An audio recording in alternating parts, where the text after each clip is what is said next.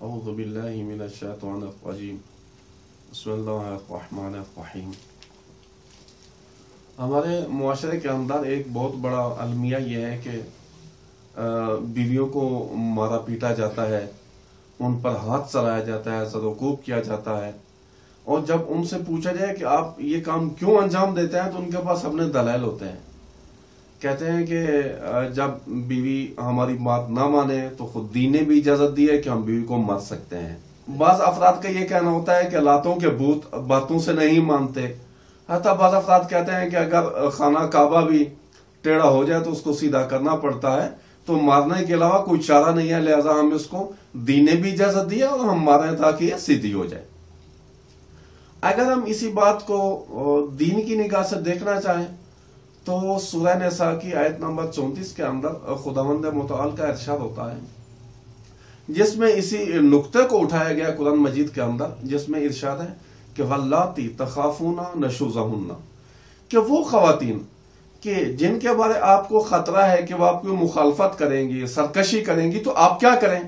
فَعِظُوهُنَّ، آپ ان کو سمجھائیں، آپ ان کو واضح نصیحت کریں۔ یعنی سب سے پہلا مرحلہ جو خداوند متعال نے بیان کیا ہے کہ آپ ان کو سمجھائیں، ان کو واضح نصیحت کریں۔ لیکن اگر وہ تسلیم نہیں ہوتی، آپ کی بات نہیں مانتی، سرکشی سے باز نہیں آتی، تو پھر اگلا مرحلہ کون سا ہے؟ وَاهْجُرُوهُنَّ فِي الْمَضَاجِعِ، اپنا بستر ان سے علیحدہ کر لیں، ان سے علیحدگی اختیار کر لیں، اور اس کے باوجود بھی اگر وہ اپنی جو کام ہے اس سے باز نہیں آتی تو پھر خدا نے کیا ارشاد فرمایا؟ وَاضْرِبُوهُنَّ، پھر آپ ان کو تنبیہ کریں۔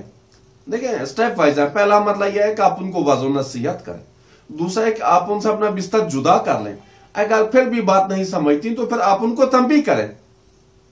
پھر ارشاد فرمایا کہ فَإِنْ أَطَعْنَاكُمْ، اگر وہ تمہاری اطاعت کر لیں، بات مان لیں، فَلَا تَبْغُوا عَلَيْهِنَّ سَبِيلًا، پھر آپ ان پر زیادتی نہ کریں۔ دیکھیے یہ صورتیں جو ہیں کہ آپ ان کو واضح نصیحت کریں، ان سے بستر علیحدہ کر لیں یا ان کو تنبیہ کریں، یہ صرف اور صرف اس صورت میں ہے کہ جب بیوی اس کام کو انجام نہ دے جو اس کا شرعی وظیفہ بنتا تھا، اس نے انجام نہیں دیا۔ لیکن وہ کام کہ جو اس کا شرعی وظیفہ ہی نہیں ہے، اگر وہ اس نے انجام نہیں دیا تو ان چیزوں پر اس کو تنبیہ نہیں کی جا سکتی، ان سے بستر علیحدہ نہیں کیا جا سکتا۔ یہ سزا صرف اور صرف ان امور پر ہے جو اس کا شرعی وظیفہ تھا اور اس نے انجام نہیں دیا۔ خود اسی آیت کی تفسیر میں امام رضا علیہ السلام کی ایک روایت موجود ہے کہ جس میں آپ ارشاد فرماتے ہیں کہ وَاهْجُرُوهُنَّ فِي الْمَضَاجِعِ، اس کا کیا مطلب ہے؟ کہ آپ ان سے بستر جدا کر لینے سے ہے کہ آپ بیوی کی طرف پیٹھ پھیر کر سو جائیں، آپ اس سے بے پرواہی اختیار کریں، اس پر توجہ نہ کریں۔ اور وَاضْرِبُوهُنَّ جو ہم سمجھاتے ہیں کہ وَاضْرِبُو کا مطلب ہے کہ آپ ان کو ماریں، جو معصوم نے ارشاد فرمایا کہ وَاضْرِبُوهُنَّ کا اس آیت میں یہ مطلب ہے کہ مسواک یا اس جیسی چیز سے مارا جائے، البتہ یہ مارنا نرم اور ملائم انداز میں ہونا چاہیے۔ اگر اس بات کو دیکھیں کہ مسواک سے مارنا بالآخر کیا معنی رکھتا ہے؟ مسواک جتنا بھی بڑا ہو موجودہ دور میں ہمارے جو برش ہے اس کے سائز کے مطابق ہے۔ دیکھیے یہاں مسواک سے مارنے سے مراد اعتراضی طور پر مارنا ہے کہ جو تم کام انجام دے رہی ہو میں تمہارے اس کام سے راضی نہیں ہوں، اپنی عدم رضایت کا اظہار کرنا ہے۔ البتہ یہ بھی ہے کہ اس انداز میں نہ مارا جائے کہ جس سے اس کا چہرہ یا جلد سرخ پڑ جائے یا سیاہ ہو جائے۔ دیکھیں اگر سرخ یا سیاہ ہو جائے تو اس کی اپنی دیت ہے جو شوہر کو ادا کرنی پڑے گی۔ لہٰذا مارنا خدا نے ہرگز اس بات کی اجازت نہیں دی کہ جس طرح حیوانوں کی طرح ہمارے معاشرے کے اندر مار پیٹ کی جاتی ہے اور بڑی بے رحمی کے ساتھ زد و کوب کیا جاتا ہے۔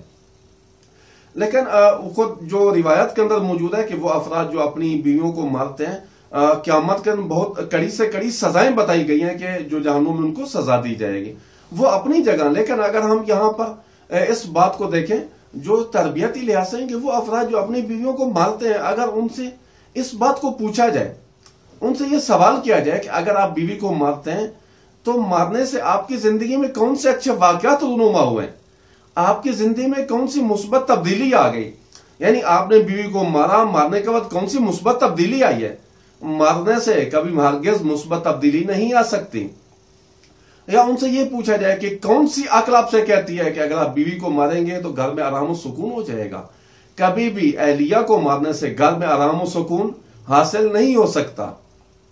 اور ان سے یہ بھی پوچھا جائے وہ مارتے ہیں کہ کیا ممکن ہے کہ آپ بیوی کو ماریں بھی صحیح اور پھر اس سے محبت کی توقع بھی رکھیں؟ یہ دونوں بالکل متضاد چیزیں ہیں کہ اسے مارا جائے اور پھر محبت کی توقع رکھی جائے، بالکل بے معنی توقع ہے۔ خود روایات کے اندر موجود ہے کہ وہ افراد جو بیویوں کو مارتے ہیں تو خود بیوی ان سے جنسی لحاظ سے متنفر ہو جائے گی اور بعد میں اس سے بہت بڑی مشکلات جنم لے سکتی ہیں۔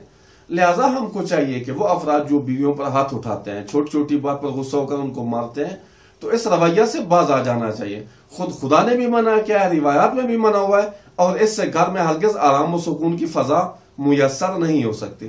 آخر میں خدا سے دعا ہے کہ خدا ہمیں قرآن مجید کی جو تعلیمات ہیں ان پر عمل کرنے کی توفیق عطا فرمائے۔